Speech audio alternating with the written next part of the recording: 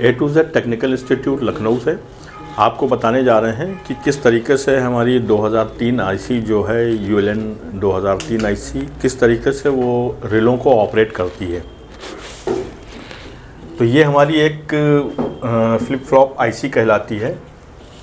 ये 16 पिन की आईसी होती है। 16 पिन की आईसी, इसकी काउंटिंग जो शुरू होगी तो ये हमारा जिस जगह पे कट बना होगा यहाँ से इसकी काउंटिंग शुरू होती है।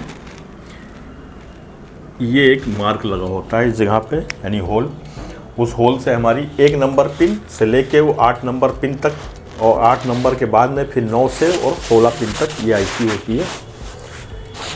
ये आईसी के अंदर जो है वो हमारे 8 ट्रांजिस्टर लगे हुए हैं।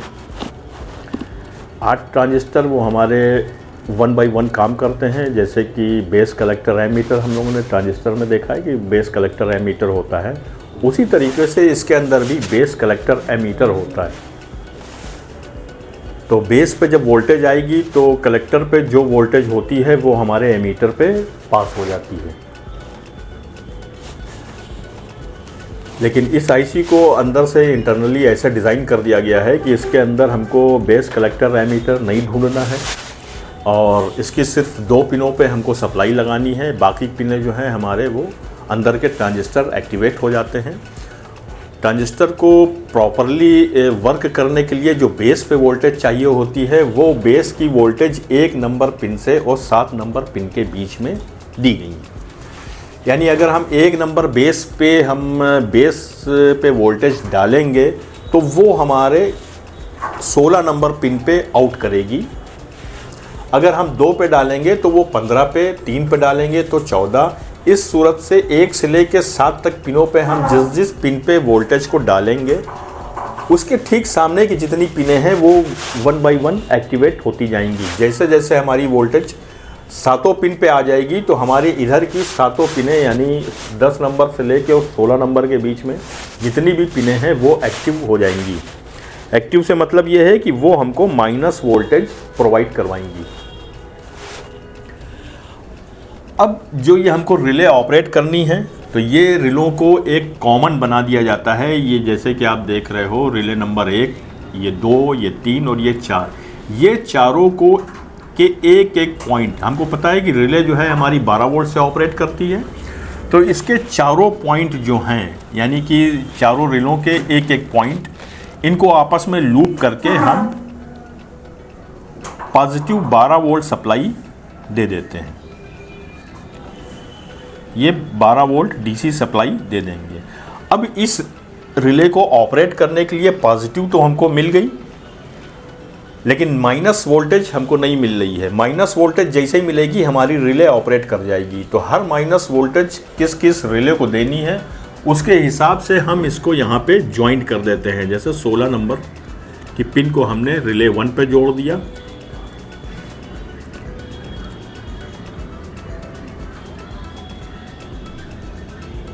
ये इसको 2 से जोड़ दिया, 15 को 3 से जोड़ दिया और 13 को 4 से जोड़ दिया।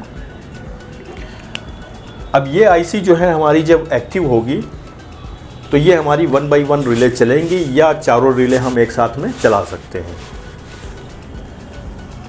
इसको चलाने का एक रीज़न इससे ये रहता है कि ये हमारी रिले के जो मैग्नेट फील्ड जो बन रही है जिसको हमको माइनस वोल्टेज प्रोवाइड करवा रहे हैं, इसकी मैग्नेट इसके अंदर बन रहा है उसकी जो फ्रिक्वेंसी है वो हमारी आईसी रोके रहती है और आईसी से दूसरी तरफ हमको वो वोल्टेज नहीं पहुंचने पाती।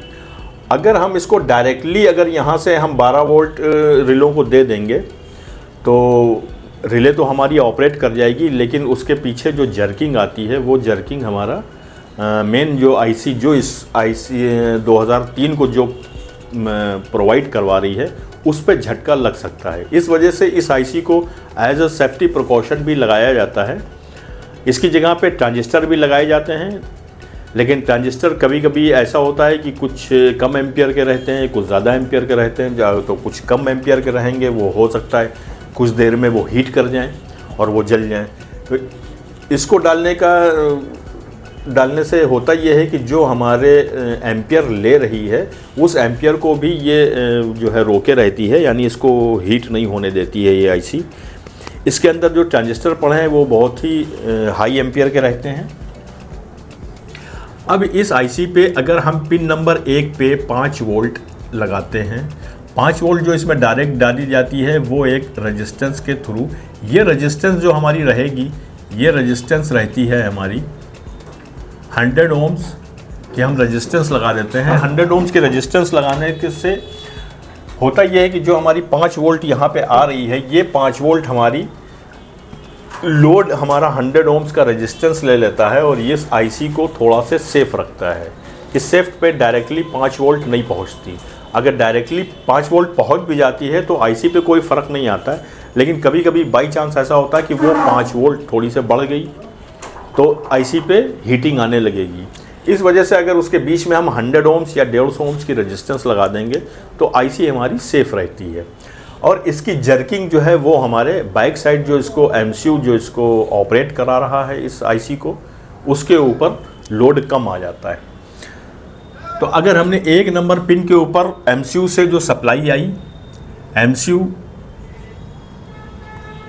एक कमांड आईसी होती है जो वो कई आईसीयों को कमांड देती है। तो ये आईसी जब इस 1 नंबर पिन को सप्लाई देगी 5 वोल्ट, तो जैसे यहाँ पे 5 वोल्ट हमारी जाएगी वैसे ही इस जगह पे हमको 12 वोल्ट निगेटिव सप्लाई मिलने लगेगी। 12 वोल्ट की डीसी सप्लाई, लेकिन वो भी निगेटिव वोल्टेज।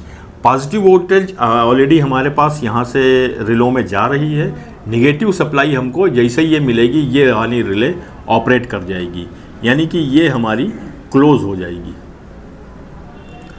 ये रिले क्लोज होते ही जो रिले से जो भी चीज़ अटैच है वो हमारी वर्किंग में आ जाती। दूसरी चीज़ ये कि अगर इस आईसी पे हमको 2 नंबर पिन के ऊपर भी मैंने वोल्टेज 100 ओम्स रेजिस्टेंस लगा के 5 वोल्ट लगा दिया तो इसमें ये वोल्टेज भी हमारी यहाँ 12 वोल्ट बनने लगेगी और ये रिले भी हमारी क्लोज हो जाएगी।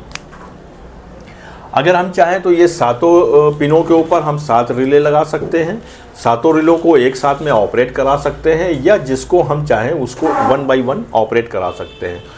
अब इसमें थोड़ी सी समझने वाली बात ये होती है कि जो ये आईसी लगी हुई है इसमें 8 नंबर पिन हमारी माइनस है और 9 नंबर पिन हमारी प्लस है। माइनस और प्लस जो ये वोल्टेज दी हुई है, ये हमारी वोल्टेज जो डाली जा रही है ये होती है 12 वोल्ट डीसी करंट।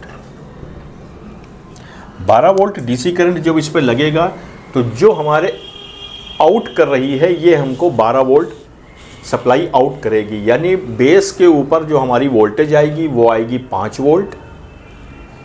कलेक्टर पे जो वोल्टेज होगी वो होगी 12 वोल्ट डीसी, और उसके बाद में जो एमीटर पे वोल्टेज निकलेगी वो हमारी होगी -12 वोल्ट। यानी ये बेस, कलेक्टर और एमीटर इस टाइप से ये काम करती है। हर एक का बेस यहाँ है, बेस, कलेक्टर, एमीटर। और ये सप्लाई जो 12 वोल्ट की ये लगी हुई है, ये सप्लाई इस आईसी को ऑपरेट करने के लिए है, क्योंकि इस आईसी के अंदर भी कई ट्रांजिस्टर, कई रेजिस्टेंस, कई कैपेसिटर लगे होंगे जिनको वो ऑन और ऑफ करना पड़ता है। उसके लिए ये हमारी 12 वोल्ट की सप्लाई एक्स्ट्रा लगी रहती है। तो नेगेटिव और पॉजिटिव, जब ये दोनों नेगेटिव और पॉजिटिव इसके अंदर जाएंगे तभी ये आईसी ऑपरेट करती है। लेकिन जो आईसी का फंक्शन होता है वो ये होता है कि इसके 1 नंबर पिन से 7 नंबर पिन के बीच में अगर हम 5 वोल्ट डालते हैं तो हमको 10 नंबर से और 16 नंबर के बीच में हमको माइनस वोल्टेज प्रोवाइड होगी। अब वो माइनस वोल्टेज हमारी अगर 12 वोल्ट होगी तो 12 वोल्ट प्रोवाइड करवाएगी। अगर इसी वोल्टेज को हम यहाँ पे -5 वोल्ट डाल देंगे डीसी करंट तो हमको इस जगह पे वो 5 वोल्ट डीसी करंट अप्लाई कर देगी। यानी अगर हम 5 वोल्ट डालते हैं तो 5 वोल्ट निकलेगी। अगर हम 12 वोल्ट यहाँ लगाएंगे तो 12 वोल्ट हमारी यहाँ पे आउट करेगा। इनपुट वोल्टेज हमारी 1 वोल्ट से लेके और 5 वोल्ट के बीच में रहेगी। इससे में इसके सिग्नल पे कोई फ़र्क नहीं पड़ेगा। यानी यहाँ अगर 12 लगी है तो वहाँ 12 निकलेगी, 5 लगी है तो 5 निकलेगी। लेकिन 1 नंबर से 7 नंबर के बीच में जो हमको वोल्टेज डाली जाती है वो 1 वोल्ट से लेके 5 वोल्ट के बीच में होनी चाहिए। तो इस तरीके से हमारे जैसे जैसे हम पिनों पे वोल्टेज देते जाएंगे वैसे वैसे उसके सामने की पिनों पे माइनस वोल्टेज निकलती जाएगी और ये पिनें आपस में ये रिले जो हैं हमारी 1 बाई 1 ऑपरेट करना शुरू कर देंगी। तो इसी सूरत से बहुत सारी चीज़ें हैं जो आपको सीखने को मिलेंगी। आइए आप technical institute A to Z में आप सीख सकते हैं PCB, वॉशिंग मशीन, माइक्रोवेव का कोर्स।